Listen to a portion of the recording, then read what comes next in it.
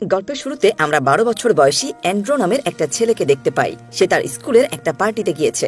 সেখানে পার্টি ম্যানেজারের ড্যান্স দেখে তার খুব ভালো লাগে। কিছুক্ষণ পর সে তার মায়ের কাছে যায় আর তাকে বলে তার সাথে গুরুত্বপূর্ণ একটা বিষয়ে কথা বলতে চায়। তার মা তার কাছে কি হয়েছে সেটা জানতে চায়। সে তার মাকে বলে সে একজনের প্রেমে পড়েছে। তার মা তাকে জিজ্ঞাসা করে কে সেই মেয়ে। অ্যান্ড্রো বলে আমি আমাদের পার্টি ম্যানেজারের প্রেমে পড়েছি, তাকে আমার খুব ভালো লাগে। অ্যান্ড্রো নিজেও খুব কনফিডেন্ট যে মহিলাটাও তার প্রতি বেশ ইন্টারেস্টেড। এই কথাগুলো শুনে তার মা বেশ অবাক হয়, কিন্তু সে তাকে বলে কথাগুলো শুনে সে খুশি হয়েছে। এদিকে পার্টি শেষ হলে অ্যান্ড্রো তার সেই ক্রাশের কাছে যায় আর তার সাথে কথা বলতে শুরু করে। কথা বলার এক পর্যায়ে অ্যান্ড্রো তাকে জিজ্ঞাসা করে সে তার সাথে ডেটে যাবে কিনা।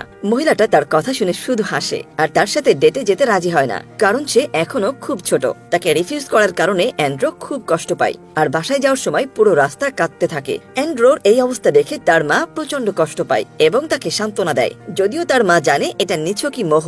তেমন